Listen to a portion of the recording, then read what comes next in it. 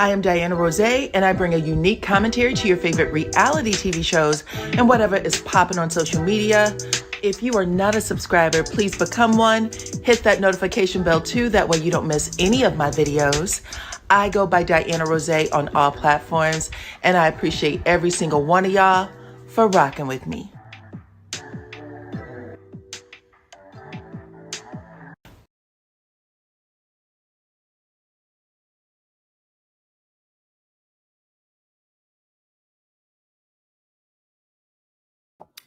What's up, Supreme Team? Welcome to the channel.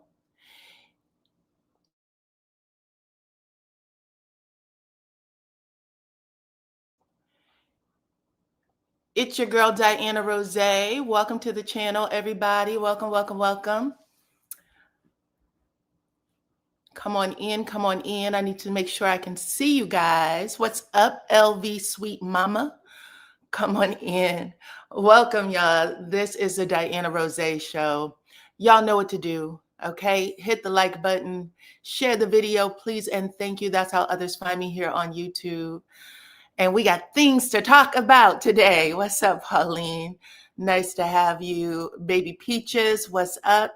Nice to have you from Indianapolis. Y'all drop y'all city, y'all state, y'all country, your island, your continent, wherever you are from, into the chat so I can say hello to y'all real quick. What's up, Fashawn for show? Nice to have you. Welcome, welcome, welcome.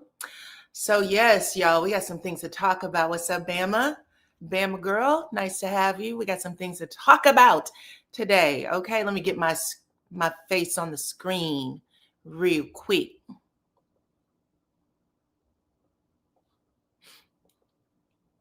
All right, here we go. Here we go. Child, I got some allergies. My eyes were swollen. Let's see. New Jersey's in the house. What's up? Roll Tide. What's up? What's up? Alabama. Glenda. Spartanburg, South Carolina. What's up? Vegas. I'm going to put y'all comments on the screen. Child, we got some stuff to talk about, okay? I thought all the political stuff was crazy, but oh my goodness. Did y'all watch that show last night? What's up? My friend Kevin Reynolds in the house. Listen, let me tell y'all, Kevin is so dedicated. Kevin is so dedicated to being snarky with me that he will send me a DM. He will send me a DM and he'll make it sound all sweet at first, like, hey, Dyana, I just wanted to blah, blah, blah. Did you see it? And I'll be like, yeah, Kevin, I saw it or something. I'll be like, well, this is what I think. And he was like, glad to have your opinion. I said what I say. He'll say something real crazy. Oh my goodness. Kevin, it's a good thing I know your heart, right? Let's see. You got your peppermint ready to listen and have a great chat. Yeah, listen. Today we are having a grown folk conversation. Let me put my screen up here. This conversation is for grown folks, okay? We're not going to have them shitty ass step around conversations. Let's move into 2025 or 2026 the right way, baby.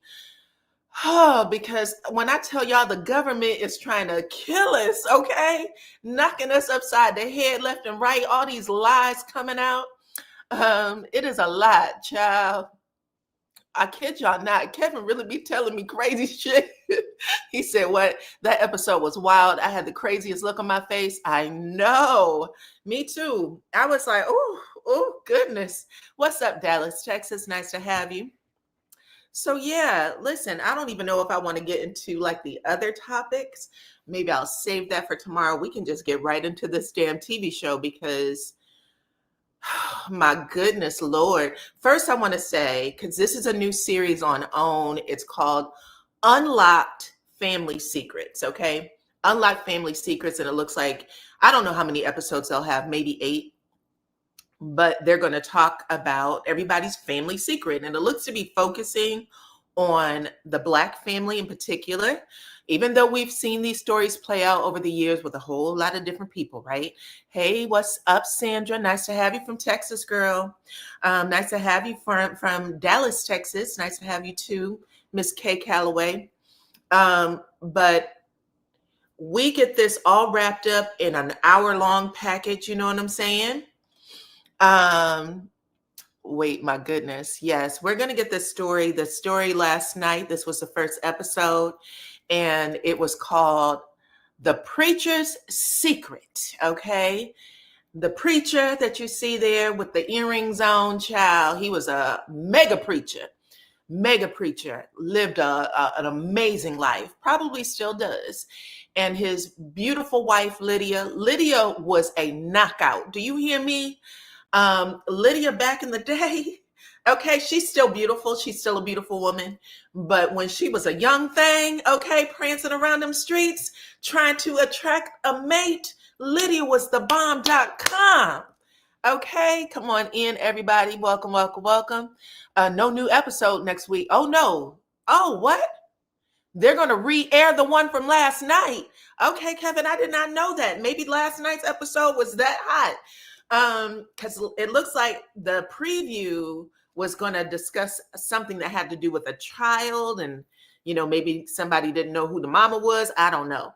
But anyway, come on in, everybody. Welcome to the DYANAROZAY show. Please, y'all, hit the like button, share the video, all the things, all the things.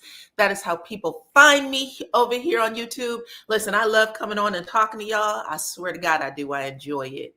But this is a business for me. So the way this operates is I need people to hit that like button and share the video, okay? And engage in the chat. That way we can have a conversation together.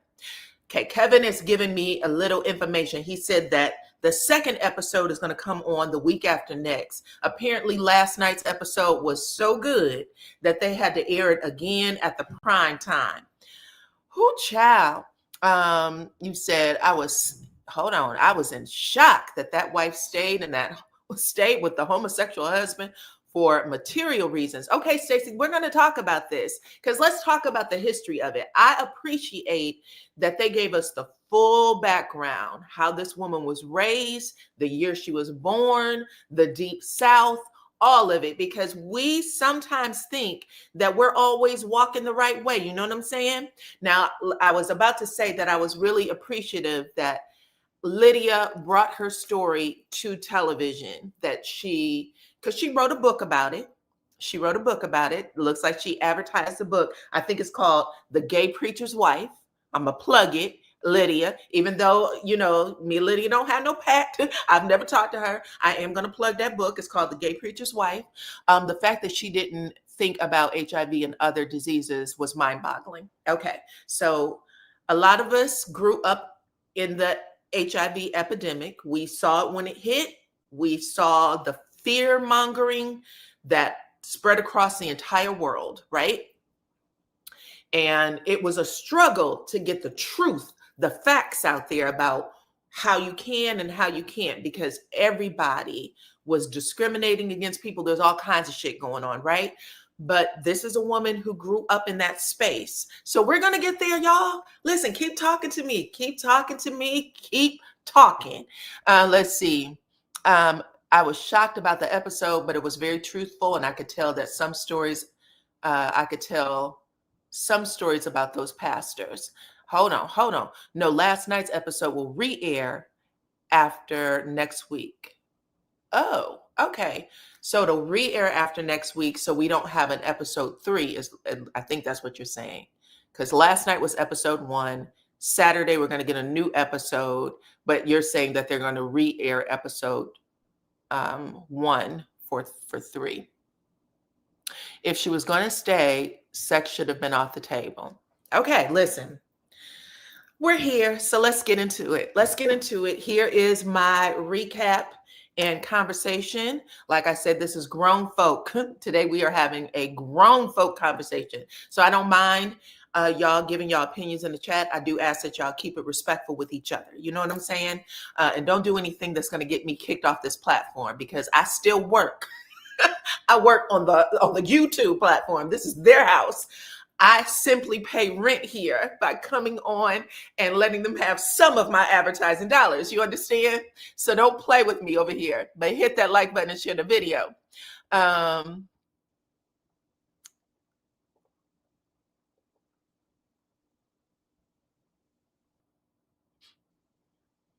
Okay, so let's get into it. So the one thing that I said that I appreciate is just them coming on and sharing this story. She wrote a book about it. She says she did the work. Okay. She says she did the work. So we're going to talk about this because a whole lot of people have lived through this era. Like I said, right now, the stigma around HIV and AIDS is not as severe as it used to be. If anybody was raised during that time, if you was a young woman during that time, you know, young woman or man, you know, you know how crazy that shit was. Like I mean, like anything, you were just afraid, like afraid for your life every time you stepped outside. Come on in, Chronic. Thank you. You guys, this is Chronic. He's volunteering his time to be a moderator in the chat. So you guys, you know, like I said, say what you like. Just keep it respectful. So I appreciate y'all. Let's see. I'm going to purchase the book. Okay, Fashawn, cool. Anyway, so she said, listen, her name is Lydia Meredith. This was the first lady of the church. She said she grew up in Macon, Georgia, born in 1952. I want to make sure I put this out here correctly. Born in 1952. She said that the civil rights movement was just about to pop off. Okay, Macon, Georgia, the civil rights was just about to pop off, the movement. However, Jim Crow was alive and well. Okay, black water fountain, black bathroom, white water fountain, white bathroom, right? So she grew up in the segregated South, and she said that education was incredibly important to her parents. She said her dad only made it to the 3rd grade, but he said everybody in his household, he had 10 kids. She was the middle child, but she said everybody in her household had to go to school. And being the middle child, she had an opportunity to see the 5 ahead of her, what the shit they were doing and how not to do it, and the 4 below her, what they were doing and how not to do it. You know what I'm saying? But she said she was the one who basically was the golden child. She got a scholarship to Vanderbilt College, got an engineering degree, got a master's degree. Miss Mamas was doing it big. Okay, come on in. Welcome to the chat. Hey, Erica, my friend. Love to see you. You're all my friends, but some of y'all talk to me a little more than others, and Erica's one of the people that do. So thank you, Miss Erica, for coming through and supporting. I appreciate that. Let's see. Erica, Kevin, every once in a while, he'll try to get me together. Anyway, hit the like button, share the video. So she was setting the stage and she was letting us know. She said her mama taught her to marry up. Okay, marry up. She said at the end of the day, she wasn't supposed to be with some scrub ass, not having ass, a man with no job, a man who didn't have more money than her. And that's it on period. That's just how she was raised to live. She said she was living in Georgia. She ended up moving to Alabama. Okay. Once she got there, I think she might have been going to Alabama to meet a man. Okay, maybe somebody she went to college with, but ended up going down there to meet him. She said, listen, I thought this was going to be my man. And he ended up writing her a Dear John letter and said he ain't ready. He ain't ready for what she has going on. And when you grow up in a big family like that, especially back in the day, y'all know you weren't supposed to wait years and years and years to get married. You're supposed to get married right away, right after college, get married, start pumping out them kids. Okay. Now people be waiting until their 40s to have their first baby, putting their eggs on ice and shit. That didn't happen like that back in the day. You found your partner and you stayed in it. You know what I'm saying? Come on in. Yes, it shows that she was driven. Education. Did y'all see my back wall where I told y'all that we attained 76% of the master's degrees in our community? And then we have the president of the United States saying that certain of us, right? I think he was talking about Jasmine Crockett, said she had a low IQ, and then started listing all the minority women and saying how dumb they were in Congress. Pay attention to what's happening here and learn how to, speak better over us. What's up, clone? Kevin said I could not get past the segment when he told her to get checked for gonorrhea. Sigh. Clone is my real sister, y'all. Clone in the house. We got the same mama, same daddy. The exact same mama, the exact same daddy. Okay, we ain't got to check on it either. We look just like both. We look just like both of them. Let's see. Come on in. Anyway, Lydia basically is letting us know her background and where she comes from. And this is important. The reason why this was important for me, as old as I am, I literally was just like, this is mind blowing. Because when we see women like this, women or men, but in particular women, because women get hit the hardest with this kind of bullshit socially,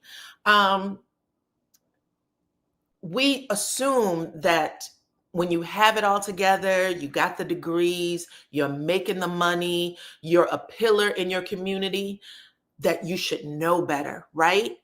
And the truth of the matter is that that's the exact same reason why you hold and harbor those dark ass secrets, because you can't tell the truth, and basically you're too afraid or you're embarrassed about what others will think. But this woman comes on TV and she says, I'm a published author. I'm a pastor. I'm an activist.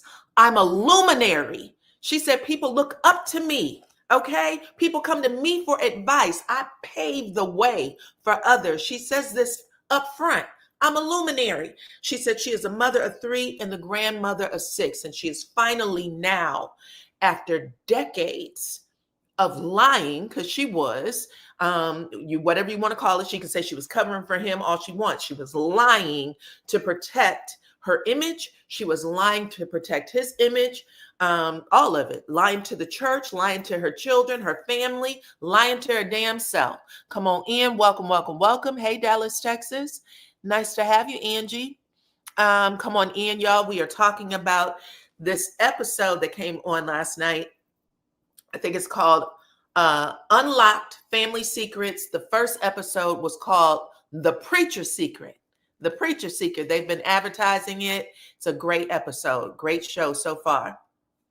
But anyway, it opens with Lydia letting us know who she is now and even who she was then. You know what I'm saying? She also tells everybody in her first scene, she's sitting with her sister and they are going over a photo album. She has tons of pictures of her old life, her and her husband, her children, all over. Okay. And the sister picks up a picture of her and her ex-husband, Dennis, and they're on a motorcycle.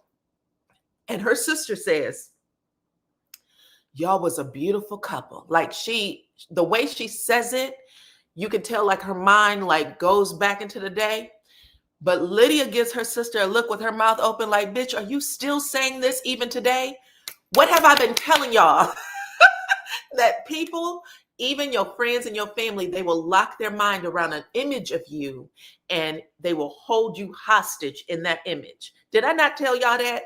But she says that and Lydia doesn't say much. She just looks at her like, why would you say that even now? Why would you say that, right?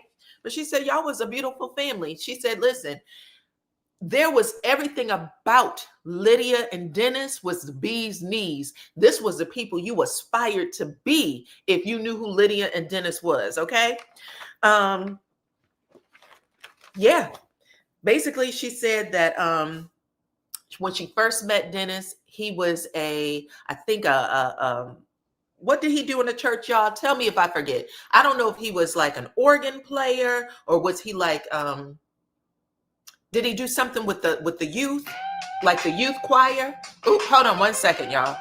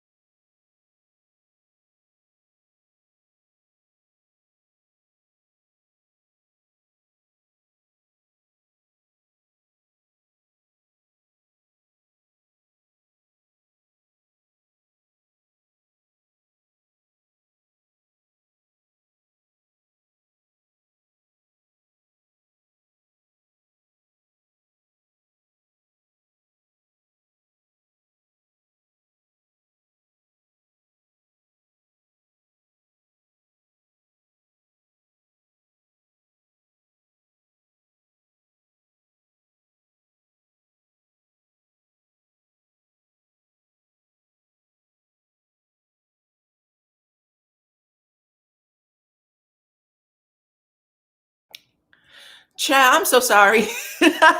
I'm sorry, y'all. I did have my phone on mute, but apparently my favorites can come through. That's why. So I had ended up hitting it. Thank you. I appreciate that. Everybody hit that like button and share the video. Okay. Anyway, so she's letting everybody know how she met him. I think he was over the youth ministry or some shit like that in the church, right in Alabama. Okay. So anyway,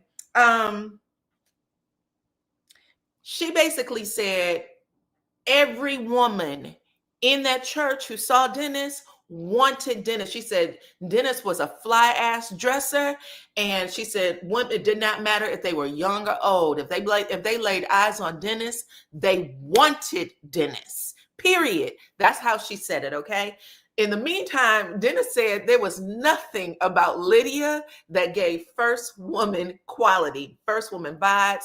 He said she used to dress ratty, tore up jeans, all kinds of shit. Now, it's not that Lydia didn't have the money. That just happened to be her style. She didn't care, right? Lydia said, I'm trying to, buy big things like this big ass house on the corner, on the corner property, right here in this big ass white neighborhood. So Lydia was like, this the man whose pockets look like rabbit ears, he's thinking about all the wrong things. But after she got her heart broken, I guess she wanted to feel better. So she wanted to get with the man that everybody wanted. That's what it looks like. Okay, I'm gonna read between the lines with some of this shit because that's what it looked like. Come on in, welcome, welcome, welcome. That was a long phone call. It was. I'm sorry. Hold on. That show shocked me. The hell first ladies go through. Ain't no way in hell that you're going to sit at the table with your ex-husband and his new husband.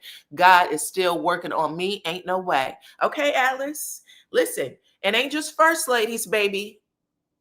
Put any story into this. A lot of people do this. A lot of people do this. It could be anybody, and they don't even have to have a husband who's living an alternative lifestyle. It can be just a husband lying to him, cheating with another woman. You know what I'm saying?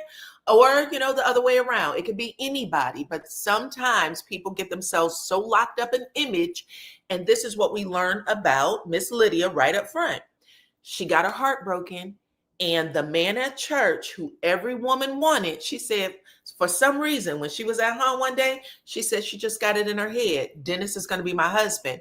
And I was like, well, what is it about Dennis that made you want to go after him other than every woman wanted him and you needed to feel better? That's what it felt like to me. Come on in. Welcome to the chat, you guys. Hit the like button and share the video. So she starts off by saying that I'm adding the extra because outside of that, there was nothing else about Dennis that, was redeemable, in my opinion. He was a youth pastor. Okay. Thank you. I appreciate that, Jody. You got to love yourself more. Okay. You right about that shit. But Lydia wanted people to see, what she was working with. She bought this new house. She invited Dennis over. Dennis got to the crib, and I guess he enjoyed what he had to see. You know what I'm saying? He said, I don't have it like Lydia, but I do like what she got. Okay. And he also said she was a nice cook. Now, outside of that, now, like I said, Lydia was a beautiful woman. She is still a beautiful woman, but she was very pretty back in the day. She could have picked any man she wanted. And that's on God. She could have picked any man she wanted. He said she had nice legs. Other than that, he wasn't necessarily checking for her. That's what it was giving to me. Come on in. Welcome to the chat. I appreciate y'all for coming through. But she again said, for whatever reason, I thought that this man was supposed to be my husband. She kept saying that to herself. And then everybody in the church, her family, her mama, his family, thought that they were very attractive. Does it sound familiar? So I thought that they were a beautiful couple and started encouraging them to date. Y'all should get together.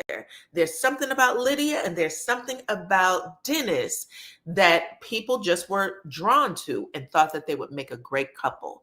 So they decided to go with each other because of that. Then she said that Dennis said they needed to pray on the possibility of getting married. And then he pulled that conversation away from her. He said that he just was like, you know what? I think we're moving too fast. Let's take that shit off the table. To which she said, okay, no problem. I ain't really feeling you like that any effing way. And she said she got on her knees. She prayed about it. She said as soon as she got up and dusted her knees off, as soon as she got finished talking to God, Dennis was at her door knocking. And then they started body rocking, knocking the boots right after that, okay? Lydia, that's right. Lydia gave Dennis the cookies. Lydia gave Dennis the cookies when he came over to fix her TV. And that, okay, is what people do when they want them draws, okay? That was the old school Netflix and chill. Look, you got something I can fix at the house?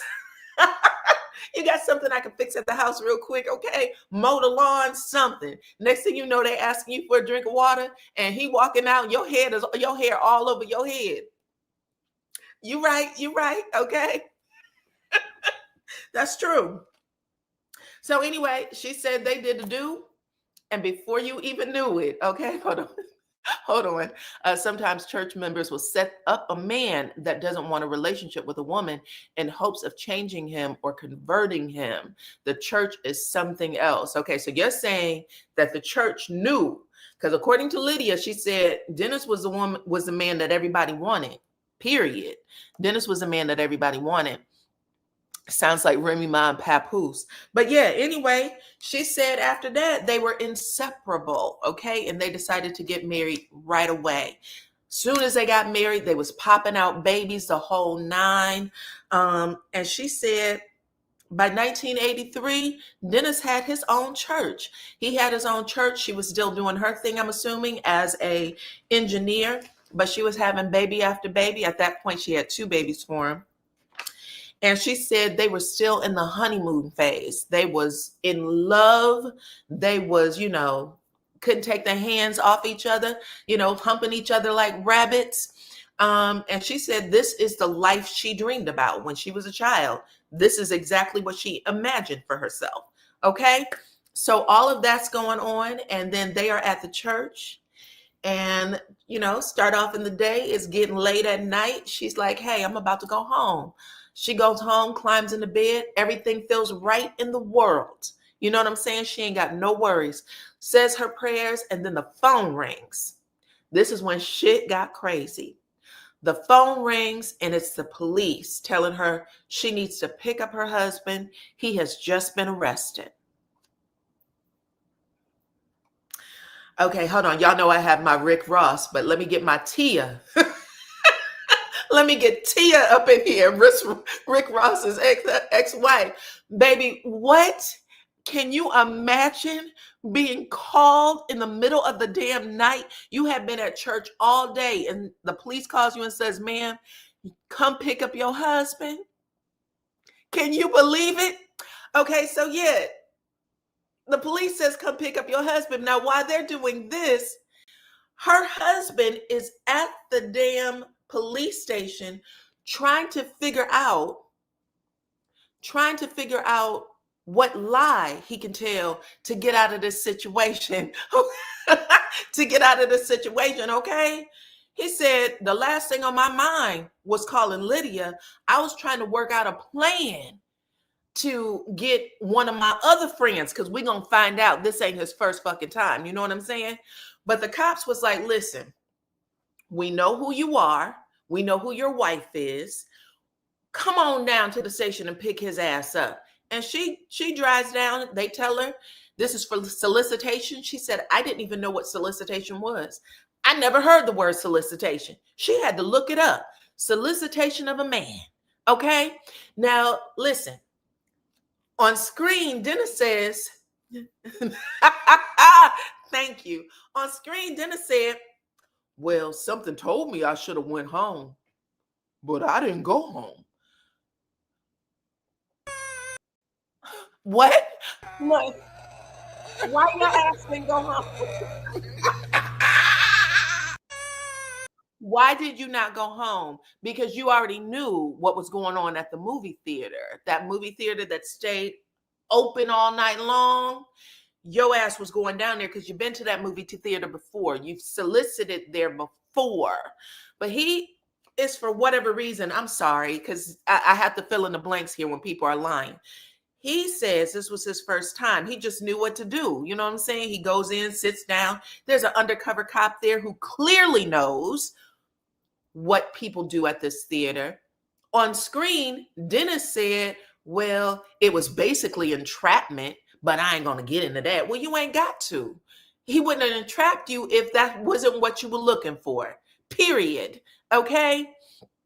The police made sure his wife knew. You're absolutely right. She said the entire drive home, this man could not stop crying, cried the entire way. She couldn't have said anything she wanted to. She said she was just in the car, frozen, like, oh. And he says, you know, in his confessional, he basically says, I got the impression she just wanted to bury it. So he already knows. He done rolled the dice and he done came up 7-11, okay? Even backdoor little Joe. He knows he don't have to say shit else because she doesn't want to hear it. They didn't argue about it. She didn't ask him any questions about it. He, at some point, just goes and says, I apologize. I'll never do it again. And she accepted it without any further questions. She said, that's all I needed to hear. We're going to move on past this shit, okay? Because I got an image to protect. We got a church. We got kids. I got a family. Everybody thought we were the perfect couple. Under no circumstances am I going to go out like this, okay? Definitely not his first time. Definitely not his first time. Period. Come on in. Welcome to the chat, everybody. Lies, lies, and more lies, huh? Child. That's why I said people think that it couldn't happen to you. All it takes is you just being embarrassed about, if somebody embarrasses you, let me put it this way. Somebody embarrasses you and then they know they have the upper hand, because at some point in this relationship, he knows he has the upper hand, and he knows that he has compromised his wife and that she will do anything to keep that shit a secret. That's it. Come on in. Welcome, welcome. That's right. Lydia Dennis had Lydia in a chokehold with a little bit of eggplant. Okay. Yeah, Lydia said, listen, I had no idea that this man liked men. She said, our sex life was great. I mean, great. Lydia did not hesitate to say that she was digmatized. Okay. She said, I didn't know. I didn't know that a man who made love to me like that could want anybody else. This is what she's telling people on screen. But she said, not only did they have an amazing sex life, she said they were inseparable. Everywhere she went, he went. Everywhere he went, she went. And she said he was an amazing father. An amazing father. So she had all those boxes checked, and she was not willing to give any of it up. Not one. Okay. But like I said, he had his own church. Everything was going well. And after that, he solicited the cop for the dirty. That was back in 1983. He wants a clean slate. So he decides that he wants to go to seminary school. Only he wants to go in California. So what happens when you take someone from where their family was to a whole other state? Let's read in between the lines here, okay? Like I said, grown folk conversation. Something horrible happens. Something horrible happens. And where this woman has support with her mother, her sisters, because she's one of 10. So she got 9 other siblings. He says, why don't I take you all the way to the other side of the country? Let's go to California, where I can go to seminary school and have a new start. And then I'll put you where you have no support. That's what I read into that. I'm going to read that damn book because I want to know if Lydia tells it like this. Because, baby, there's no reason for y'all to leave, especially now. I told you I wasn't going to tell anybody, but I'm going to need to make sure that you walking straight. You know what I'm saying? So that I can get the hell out of here if I have to. And taking me across country and putting me in a situation where I don't know anybody is not the right thing to do. But she does it. She does it. Come on in. Dennis relocated to get his life. That's true. That's true. So he takes her cross country. She thinks she's supporting him in the church because she said at the end of the day, the church has always been her refuge. And she said, I was raised in the church. She said our social life was the church when we were children. So she said the church was everything for her. So part of that was just the conditioning around the church. But she said the other thing that the church taught her is that there's a lot of people with a lot of dark secrets. And the one thing you never do is tell them. You protect those dark secrets with everything inside your body. That's what she said the church taught her. Okay. What? It was hunk for Jesus, save your soul. Okay, y'all must be talking about something in the chat. But yes, what's up, Georgia Peach? Come on in. But yeah, she said that's everything she learned in the church. So for some reason, she's saying even though she knows every alarm in her body is ringing, you're in danger, girl. You're in danger, girl. She said even though every alarm in her body is ringing, she said she's been conditioned to just move in a way that protects the secret, protects her family, protects the church, essentially. Okay, so come on in. Welcome to the chat, everybody. Hit the like button, share the video, please, and thank you. So anyway, if y'all are just coming in, we are talking about that new OWN show called Unlock Family Secrets, and this one was called the Preacher's Secret. Okay. So anyway, they're in California now. And for whatever reason, she said, I just assumed that we had a new start, a fresh start, that old shit was behind us. Everything that went down in Alabama was going to stay in Alabama. You know what I'm saying? She was 4 hours away from her Georgia family or 3 hours away from her Georgia family. But she said, now I'm miles away from everything and everybody. I got 3 sons now, 3 young babies. And she's trying to figure it out. And she's also trying to protect her husband, he gets to California and he's living his best fucking life. He's in seminary school. He meets up with a bunch of ministers who decides they're going to go to this retreat in Africa.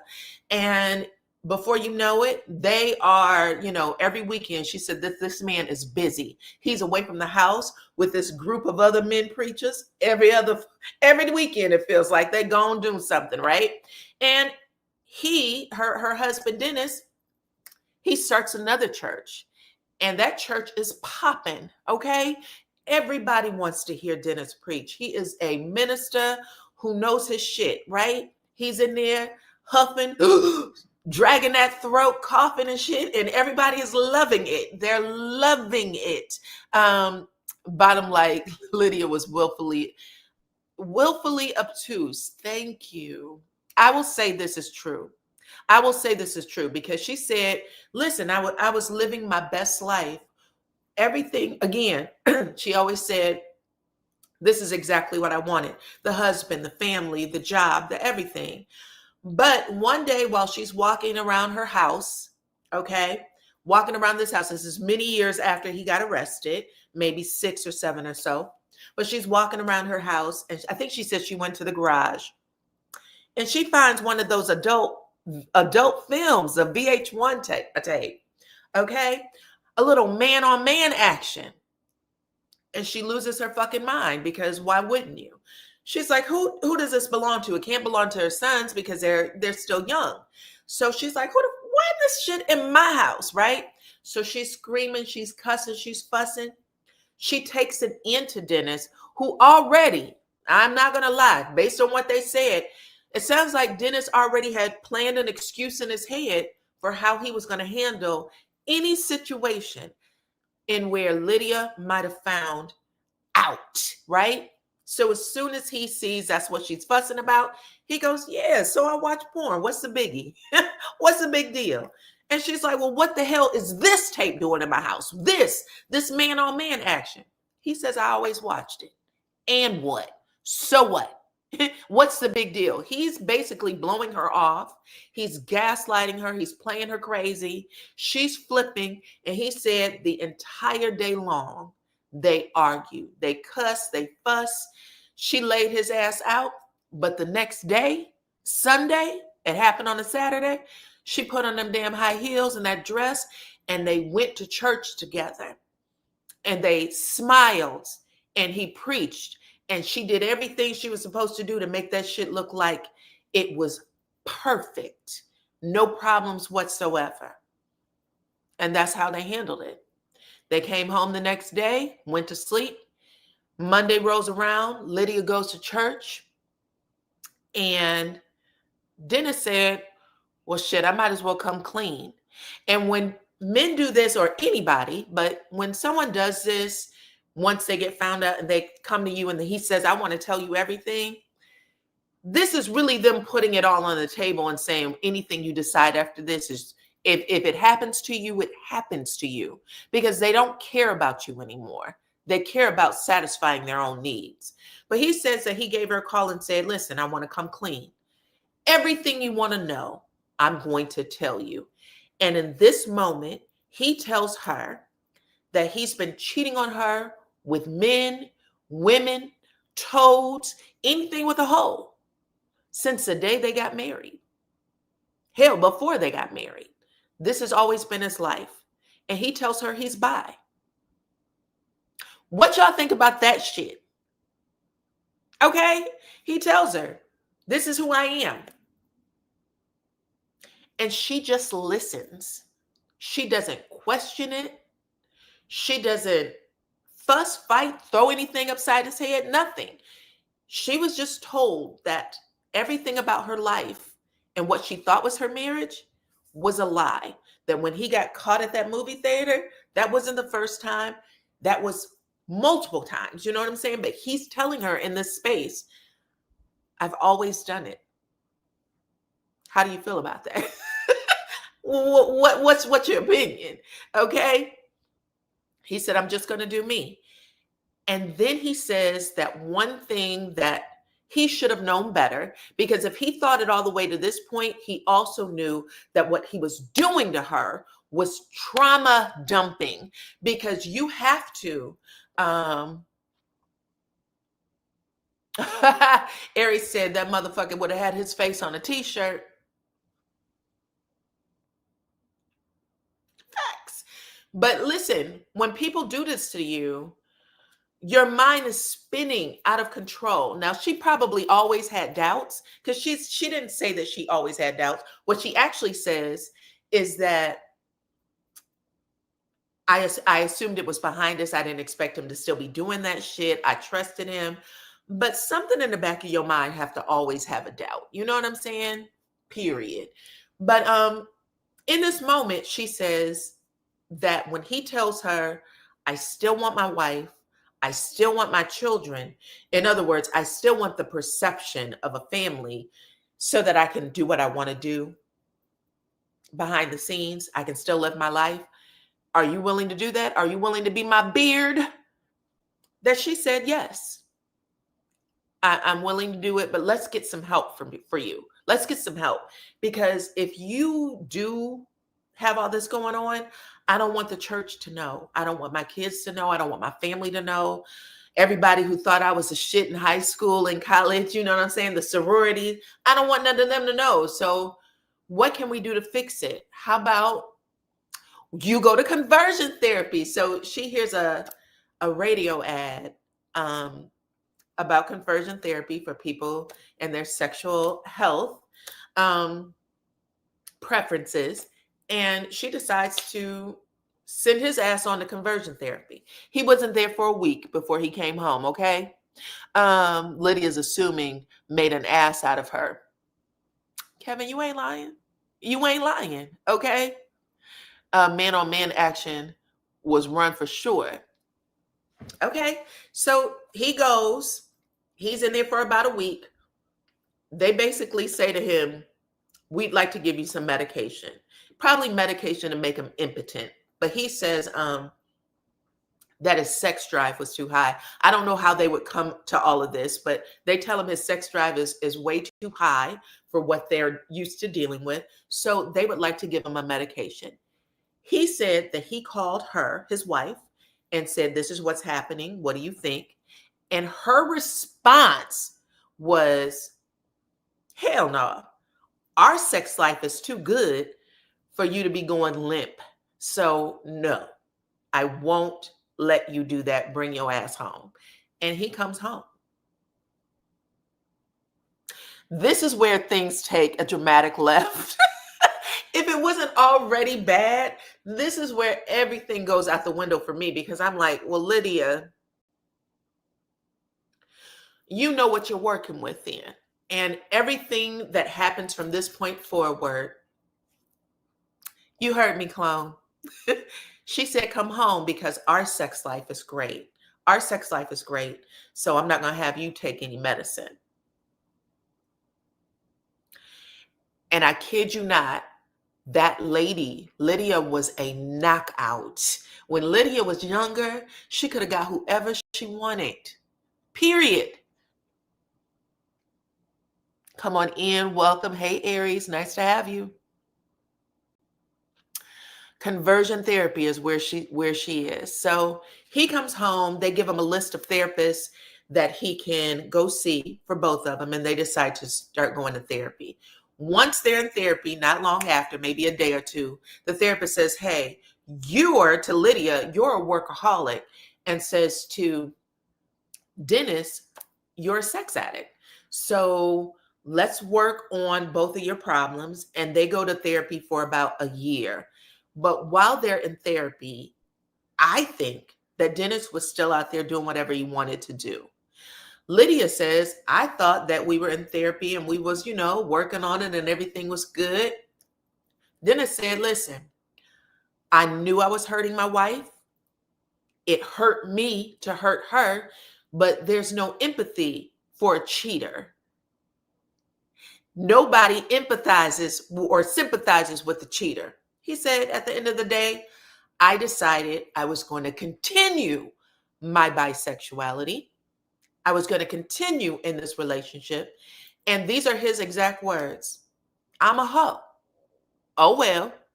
See you in church on Sunday. See you in Bible study on Wednesday. Whatever's going on, I'm still going to do it." Now, here is where shit get even worse. Are y'all listening to this shit? Thank you, Kevin, for agreeing. Lydia was the bomb. Now, literally, as shit is happening to Lydia, you can see that her face was freezing. Y'all know sometimes the ladies that's real, real pretty, when a whole bunch of shit happened to them, they face gets this feral look where they look evil. She gets that look later in life. But when she was young, she was fly as hell. Okay. What year was this? They got married, I believe, in 1980, 81. But as things are going, because when was the AIDS epidemic? Was it in 1990? Was that the height of it? So they're in the height of this. That's what I was saying to y'all. Like, there's a whole lot of stuff that's happening that I'm sure embarrassed her. Like, oh my God, what are people going to think? Because now you're living under the pressure of everything, of everything, of everything. That's why I wanted people to understand you can literally, you can be locked into a secret. Locked. And she's locked. She's like in the dungeon, in the basement. It's black. There's a peephole of light, and she can't get out. But Dennis doesn't give a fuck anymore. At first he said, "I'm gonna hide it." Now he's saying on screen, after that therapy shit, "I'm gonna live my life. I got this much life left and I'm gonna live it." Despite the fact that I'm the head of this church and I am saying things that make people think that, I'm this family guy, and you see my wife, you see my children, I'm still going to be dirty. I'm still going to do my stuff. Now, there's a picture of Dennis on this episode where he has on a Speedo. He's on the beach in California. He got on this Speedo, baby. This man is all chest, eggplant, ass, and thighs. He's leaning up against like a fence or some sort of metal pole. He is feeling himself. He is the bee's knees. Do you hear me? I didn't find Dennis that attractive. I actually thought that she married somebody that was very much beneath her, even physically. But she was attracted to him, so it doesn't matter what I think. Anyway, he got this Speedo on and he got his muscles popping and his chest, child. And the people in the church, they know something's up, right? He's not hiding it anymore. He's out on the stroll. He's on the street corner with the men that hang out on the street corners. And one of the ladies in the church said, fuck this. I got to say something. This man is a hypocrite. So she goes over to Lydia and she says, I know who your husband is. He's very effeminate in these streets. He shows up on that pulpit one way, but who he is out on the street is somebody else, ma'am. He is a hypocrite. And Lydia must have told her she was going to smack her ass in the next week.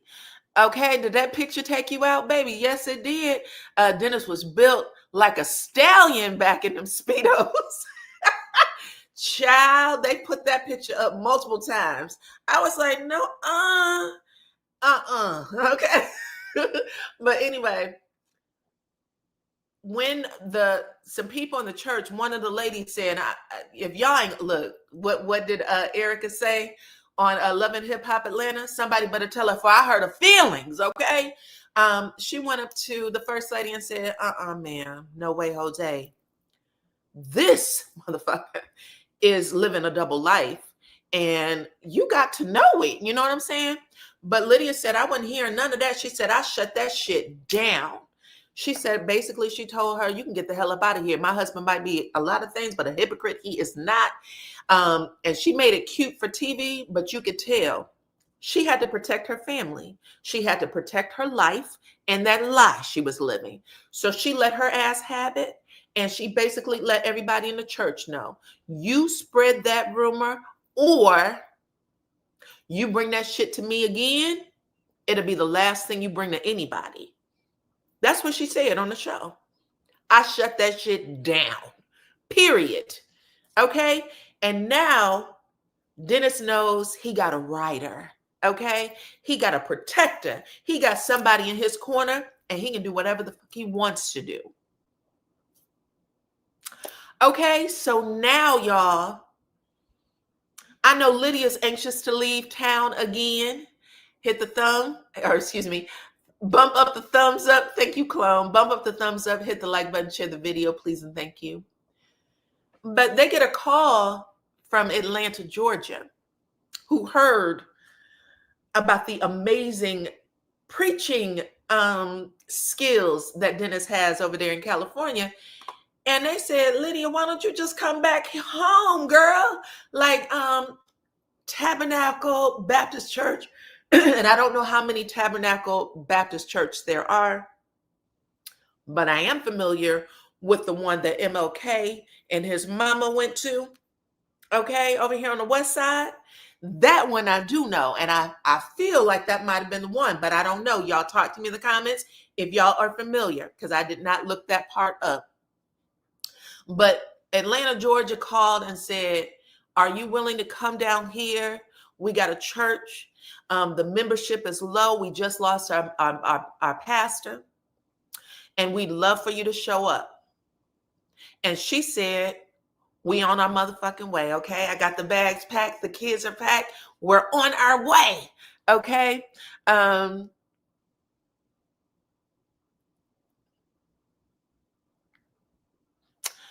I thought that Dennis had the look too, Kevin. I absolutely did. But you know what I'm saying? Sometimes people, they're in denial. But I agree. Hi, Glow, my St. Louis sister. Welcome to the chat. So they moved to Georgia. Yep. After she got the call, she's fearful. She already had to cuss a few people out in the church. You know, nobody wants to get cussed out by the first lady, but she knows that her husband is sloppy and he's out here doing whatever he wants. And there's rumors that's rocking not just the church, but the community. So she said, fuck it, we gotta make a move. So let's go to Georgia. We're going to Tabernacle Baptist Church. And this time, she said she's never done this before, but this time she decided to be a part of the ministry. I am going to have certain things that I do in a church. I am going to, because she is very smart, she was an intelligent woman, I'm going to help with the financing part of the church, because she said his salary was very dependent on the membership. So she was going to do everything she could to get the membership numbers up and to let people know they were coming to a family church and that her husband was going to get it right. Okay. So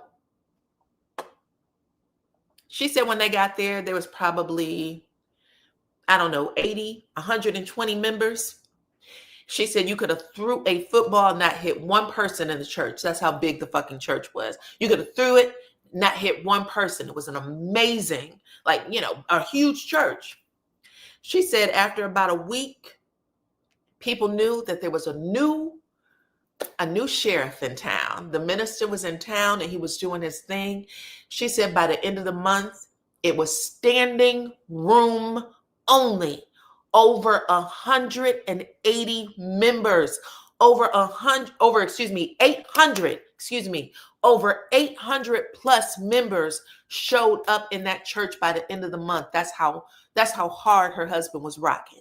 Okay, Dennis clearly was a talented minister. It went from, yes, 800 plus, Kevin, plus. He said we had over 800. He said it was standing room only. People were banging to get into the church.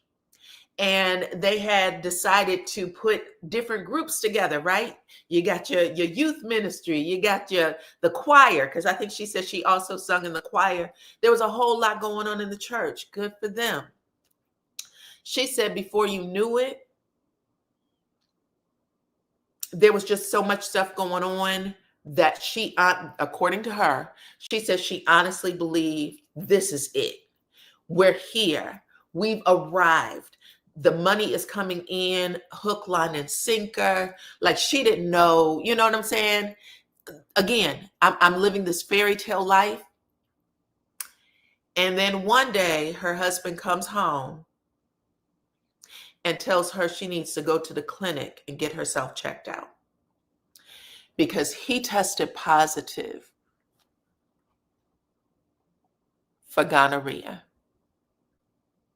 Who is doing this?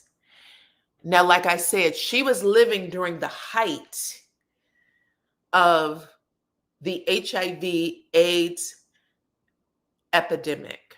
She knew what that was. And he just came home and said, get tested. And when they put the camera on him, when they talked to him in his confessional, he goes, oh, she was mad at me. But again, he knows there's no consequence for him. He knows that he's given her a life that she doesn't want to leave, that she doesn't want to walk away from. And he also knows that he has embarrassed the hell out of her, period. And he's not stopping. So she goes, well, she goes and she gets tested. She's clearly still having relations with this man. But in order for him to make it okay for her, he tells her, I'm going to build you your dream house. Builds her dream house. Like I said, they're making money hand over fist, hand over fist. He said, we got the latest cars. We're going on vacations every other month. He said anything that Lydia wanted, she had. Ski trips, shit that people just didn't do, they were doing. They lived the life in Atlanta, Georgia, at that church. And giving her gonorrhea wasn't enough. Giving her gonorrhea wasn't enough. Then, because her kids are older now, her kids are much older now.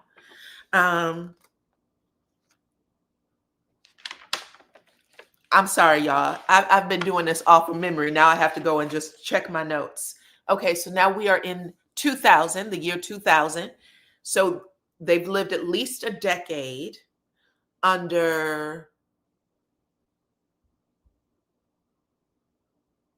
is that correct? Over a decade, right?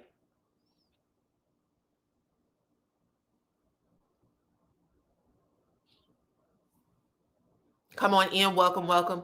Yeah, and honestly, I'm going to be honest. I don't think it was just an image. I think she really was his secret. Let's not pretend like his secret wasn't a trauma. That's trauma. That's trauma to know that your husband is living a certain way, and you have been taught, because she's been conditioned to believe that if she did things a certain way, that life was supposed to be a fairy tale ending for her. And that's what people have to stop doing. People have to stop believing that if you do this right, this right, this right, that all things are going to be right. That's just not how it works. You might still get a shitty, situation, but you have to work yourself out of that too. But I agree. A lot of it was image, but I think that a lot of it was that she was embarrassed to hell. Correct. Russian roulette with her life. So after her husband comes home and tells her that, she says that her son, I think it may have been her youngest son, he has a meeting with her. He's 19 years old. They're in Atlanta. I think it's the year 2000. And he calls a meeting with his parents and he says to her, I'm gay. Now her son is telling her this, and she says immediately she goes into like a tizzy, right? Because this is what she's telling the screen. Whether or not we believe it, don't know. But she's telling the screen this. She says, I'm out of it. I'm out of it because I am afraid for my son and that he might catch HIV. And I don't want that to happen to him. I'm over the HIV ministries for the church. And the church has a lot of gay men, by the way, because they were very open and receptive and they had that ministry. So the church is very open to having gay membership. And she said, because I was over that, I knew what was going on. I knew what could happen. And I was very fearful for my son, even though I knew that he was different. I knew, and I put different in quotes, okay? I knew that from a child that he was probably interested in men, but I still feared for him. And then the camera people, production must have said, well, shit, did you fear for your own life? Did you fear for what your husband was doing to you? What he was bringing home to you? And this lady got on the screen and said, I never considered that.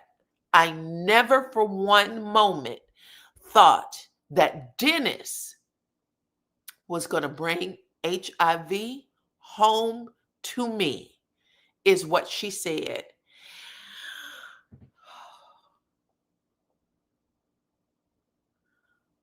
That's a lie. That's a lie. For people who were in full heterosexual relationships, people were fearful of that shit. There's no way. I don't believe her when she says that. I don't believe her at all. Come on in, everybody. Welcome to the chat. I forgot to put my banner up, but I'll put it up now. All opinions are alleged. All opinions are alleged, but this is commentary for a TV show that was on last night. And if she didn't want us to talk about it, she shouldn't have brought it to the show. Okay? But she's talking about it. She wrote a book about it. I just don't believe it. I just don't believe it. That's just the thing that would run through your head if you were in a heterosexual relationship and your spouse cheated with the opposite sex. You would be like, oh my God, are you trying to bring some shit home? You know what I'm saying? Like, so under no circumstances, you are the head of the HIV ministry, and that did not occur to you that your husband was out here wilding to the point of where the church is talking. Okay, so after her saying that she was fearful for her son, unfortunately, her son comes home a year later and breaks the news that he did contract HIV. He said it was a year after I came out, and I did contract it, and he ends up telling his mother and father. Now, I do want to say this too, that after he said he lets his parents know that he's gay, his dad actually says on screen, "I was very happy that my son was not living a deceitful life. I didn't want him to live a life like me." That's what the father says. But unfortunately, it did hit their house. And the mother said, "I just wanted to do everything I could." Lydia said, "I was going to do everything I could to keep him alive, even though there was medications and things like that." She said, "I just wanted to make sure that we could keep him as healthy as possible." And so everything does look like, he's okay, that he's, probably doing his medication program, and he's living a healthy life. But the dad is still out in them streets. Even after his son catches HIV, his dad is still out there in them streets, to the point of where people in the church are coming to the adult children now and saying, "I saw your father in the park behind the bushes, and I saw him, in the car, in the bathroom, and wherever." He's that kind of nasty. He's that kind of nasty. Because at this point, you don't give two shits about your family. Not only your wife, but your children either. Because you know what could happen, and your son is trying to live through his journey, and you're still out here in these streets, and that's horrible. Come on in, everybody. Welcome to the chat.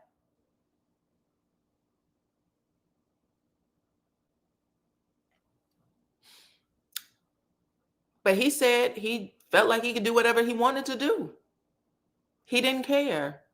And he said, whereas before, his one night stands all over the city,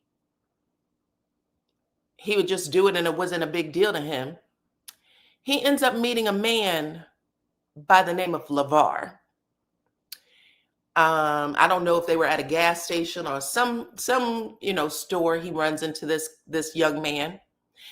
Dennis is 53 and Lavar is 27. He runs into Lavar. They exchange numbers. The next night, they're doing the dirty. Okay. And he said that was it for him. He was hooked. He said before he could come and go with whatever partner showed up in his world. But after meeting Lavar was a keeper. This was somebody he had to have all the time. Okay. And he said he brought Lavar into that church. He told his wife, "I need you to hire him over the youth education something or other." So she hires this man, puts him in charge of the youth education center. This is one of her subordinates. This is a subordinate for her. This is how dirty this man is. You said that they were at the gay bookstore. They were at the gay bookstore. Ciao. Yes. Thank you, Kevin. He said 85% of the church was gay. You immediately thought he ain't lying. Okay. Yeah. So he's saying that the church, that the church was very welcoming to, the gay, new, I don't know what you call them, parishioners.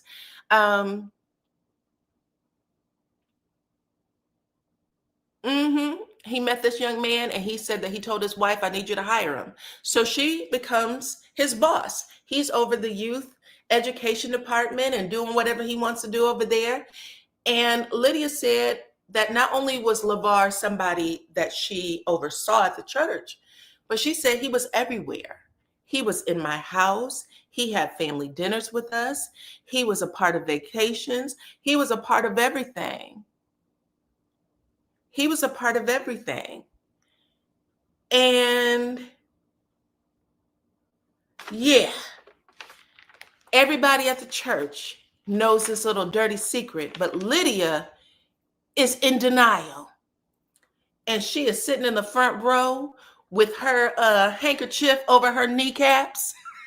got her leg crossed. She got her handkerchief over her kneecaps, being the perfect first lady. And she said that her mother-in-law looks at her and said, bitch, I can't take it anymore, okay? Take a look around. The first man that you lay your eyes on is probably the one that my son is fucking. Her mother-in-law says, I gotta shake your ass. Wake up. What are you doing? Okay, girl, imagine. His mama said, I can't even watch this shit no more. Everybody knows this. Girl, I want better for you. Cut it out, okay? So she goes, Lavar? Lavar is the man that you're sleeping with in the church? Yes, girl, in the church. Lavar, okay? Yes. I kid you not. Yes.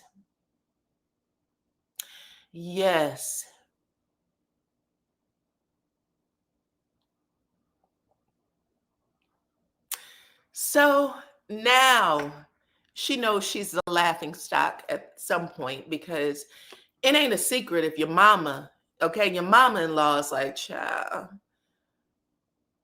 I can't go through another sermon watching this shit, okay? But it still took her a long time to unbreak. So she decides to confront him. She confronts her husband again, lets him know, I can't believe it, kind of thing. And he said, I'm in love with Lavar. He ain't going no damn where, okay? I don't know what you want me to do at this point. He leaves.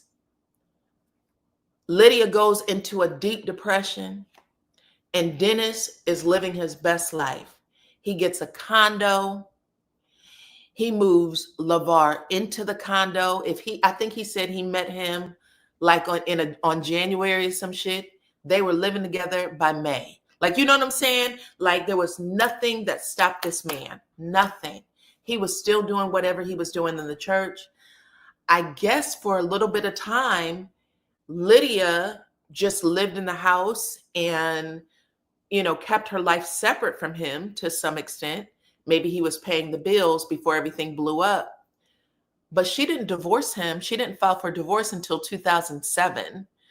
So it sounded like for a good 4-5 years, maybe longer, she was just in denial. She just lived the lifestyle, and that man did whatever he wanted to do. He kept Lavar at his home. They were living together as a couple. And when she finally filed for divorce, that's when he decided to share it with the church. By the way, Lavar is my husband. Me and Lavar are dating. I could not have been more disgusted. Okay.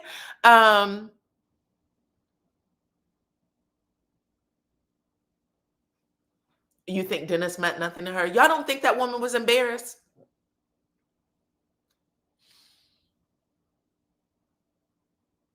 Anyway, after she shares it, she loses everything.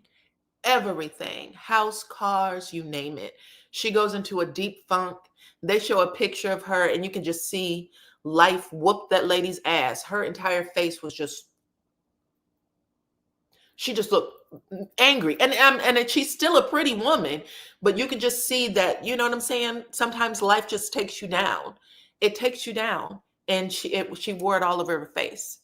And she said that she went to therapy. She was trying to get her head right. She went to therapy. She still wasn't okay. She decided to go to seminary. And she said at the end of it, she said, I had to forgive him. I had to forgive him in order to heal myself. And she's probably right there, because you covered him. You protected that fucking secret. You were just as much a part of the lie as he was at that point. So in order to forgive yourself, you're going to have to forgive him. And she said, I did it. I forgave him. And maybe it offered healing to her children. Now, what I didn't understand though is she said, now they're good friends. She said, I was able to get over the hump. She said that her and her ex-husband Dennis and his new husband Lavar are good friends. And the episode closes with her, Lydia, cooking family dinner, all of their children, Dennis, his new husband, Lavar. They're at Lavar's house. She cooks family dinner with her famous banana pudding, baby, and put everything on the table, and they all were eating dinner. And Dennis, I don't know if Dennis suffered anything, any consequence of anything. He sat there and said, this here is my ex-wife. This here is my ex-wife. God put me with my ex-wife, and God put me with my new husband. And now we all together as a one family. And I said, the way I would have threw up that goddamn banana, that banana pudding would have went all over the wall. Projectile vomit. What is happening here? Not that listen, I'm okay with the forgiveness, but at some point, girl, I think you need more healing, because she looked down at that banana pudding like, I don't know if I'm completely healed, okay? I don't know if I'm completely healed. Baby, I had to freeze the screen. I went, what? What are you saying? Child, Dennis suffered no consequences at all whatsoever. Whatsoever. And I don't know. When I watched it, I was like, I have to say, women, this is why I am a firm believer. If y'all have been on my channel, y'all heard me say this before. Stop shaming people. Stop making people feel bad about their decisions, because you keep them in those horrible places longer. You keep them there longer. Okay? Because people, in particular, when men break up with women and the women was no good, there's a bunch of women who is there to pick up them fucking pieces. Oh, you was with the wrong woman. Let me show you the right way. Let me do you this. Let me do, you know what I'm saying? There's always somebody there. And then men be patting them on the back and, you, buddy, you're just fine. You're gonna get over it. When a woman has a bad experience in a relationship, women beat the hell out of them. You dumb, you stupid. Why you stay that long, girl? You knew better. You know what I'm saying? And you're just not as quick to come out of it. But that lady stayed in that damn relationship for many, many decades. She used all her good years, all her beauty in that relationship. You know what I'm saying? Ah, good gravy. Let's see. Looks like Dennis displayed any disposition of consequences of anything. Dude was incredibly selfish. I agree. I said the same shit. I said this was one of the most selfish men on the planet in that entire relationship. And I'm gonna tell you why. This is the other reason why. Because at some point he knew Lydia was never going to get off the pot. You know what I'm saying?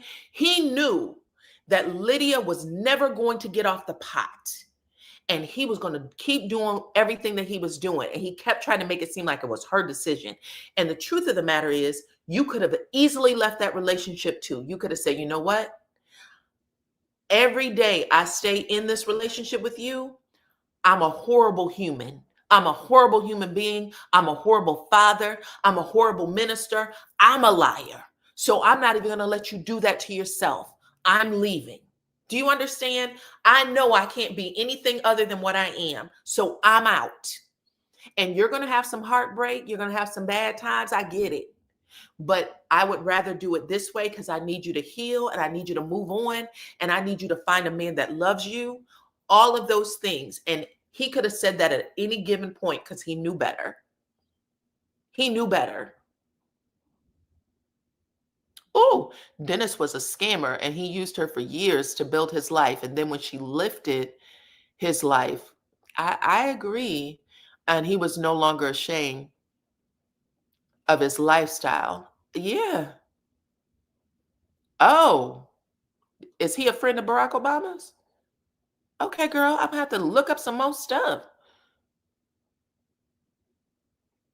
She should have been embarrassed a long time ago, but she lived in a bubble. She lives in a bubble. You live in this thing where you have all your possessions, you got your children. No one's going to come out right out to you for the most part and say, girl, what's happening? You know what I'm saying? Like somebody got to shake you out of that. And she felt like she was keeping his secret, so that made her honorable or some shit. But it was somebody in the church every time. And then the last time it was his mama who was like, child, if you don't cut this shit out, you know what I'm saying? Somebody got to shake you out of that. And it really, sometimes it has to be the person you're holding the secret for. Sometimes they have to be the person to come to you and say, I'm not going to let you do this no more.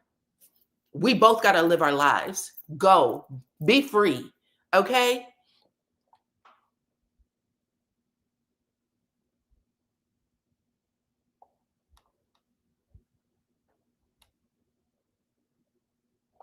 Anyway, that was it. That was the show. Now, even though we talked about it, we said, you know what we had to say. I'm happy that she wrote a book about it. I'm sure a lot of people know about it, and they have probably told her story up, down, left, and right. So she has gotten a chance to tell her story. And I hope that other people who might see that show and can't, because we can't always see what everybody else sees about us. I hope that they see in themselves the shit that she went through and what she was trying to hide and how she wasn't really successful at it. And they say, you know what? Oh my God, this is my knock upside the head that I needed. Um,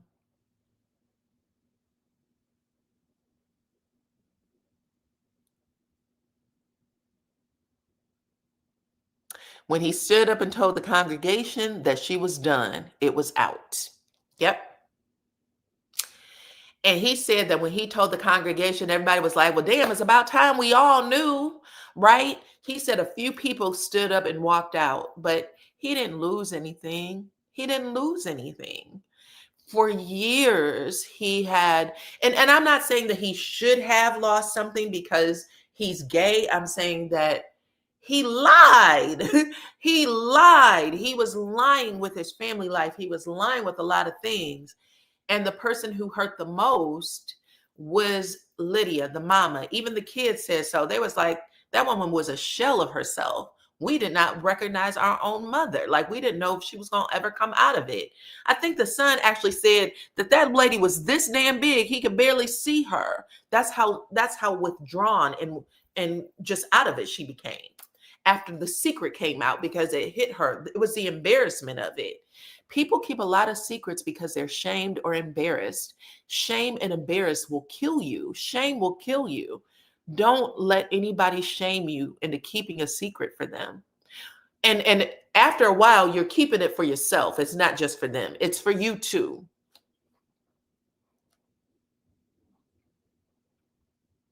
But anyway, congratulations to her for having her story come out. And like I said, it doesn't have to be, the husband's gay. He could be cheating with anybody, any partner, you know what I'm saying? And it doesn't just have to be cheating. It could be he stole your money. You know what I'm saying? He burned down the house, he hit a kid, whatever. There's a whole lot of stuff that people hold on to because they're afraid of what society or the community or whatever will think of them. So she wrote a book called The Gay Preacher's Wife.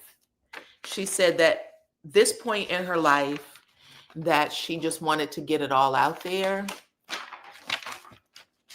But she described herself as a published author, a luminary, a pastor, an activist, a mother of three. She said that she understands that her story has helped people move out of their own trauma and shame. And that's really all we can hope for when people put this type of stuff on TV. We talk about it. Some people might be entertained by it, but just hope that you can get a better life. Hey, Lady D Key's Journey. This is her YouTube channel, you guys. If anybody wanted to give her a follow, I appreciate you coming through. I agree. Why this episode was wild, it is still very common to this very day. Aria said that, listen, she was stigmatized because she kept saying it. And when they went to therapy, they wanted to give him a pill. And she said, no, that was going to destroy their sex life. I talked about that. You might be a little behind, Ari. Keep watching. But yeah, we talked about a girl. For sure, for sure. But yes, that's it. I will talk about this again. We'll find out what else is going on. The show is called Unlocked Family Secrets. This particular episode 1, was called The Preacher's Secret. And Lydia and her ex-husband, Dennis, discussed what happened after their marriage, and actually before their marriage. He was living a double life, and she was helping him live it. She was helping him live that double life.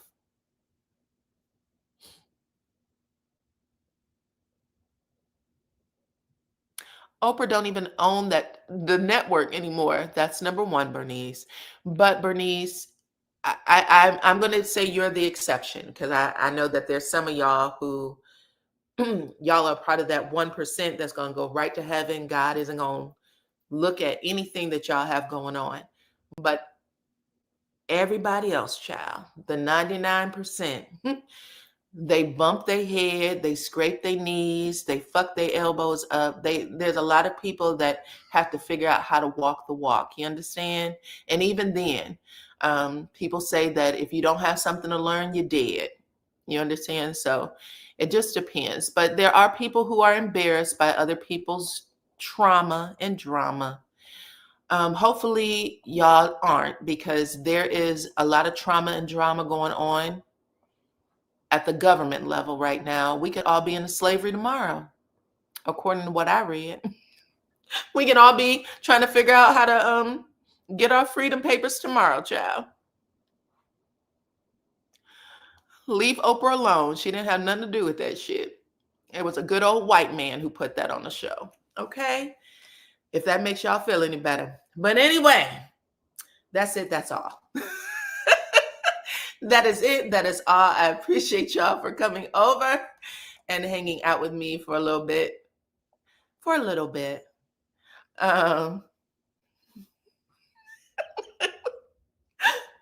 Anyway, hit the like button, share the video, follow me on all my platforms at DYANAROZAY.